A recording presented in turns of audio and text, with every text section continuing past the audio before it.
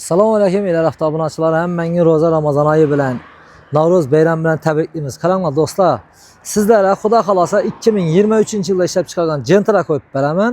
Narx-navosini oxirida aytib beraman. Taxmin etib turinglar. Qaranglar do'stlar. Mashinamiz 2023-yilda ishlab chiqarilgan.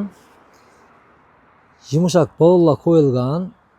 Yurgan masofasi mashinamizni 69.000 kilometr yurgan. Mashinamizning metallari bor.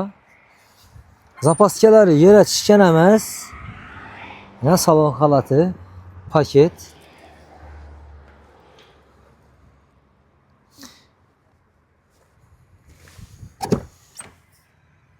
Akkuratni. Salafonlarını da tuttu. Dostlar, maşına eldimden bir son pul gerekmiydi. 4 milyon son bonusuna. Kommentariyaya plus belgisini yazıp kaldırınla. Aylık to'lovuncha so'mdan tushishini aytib o'tamiz.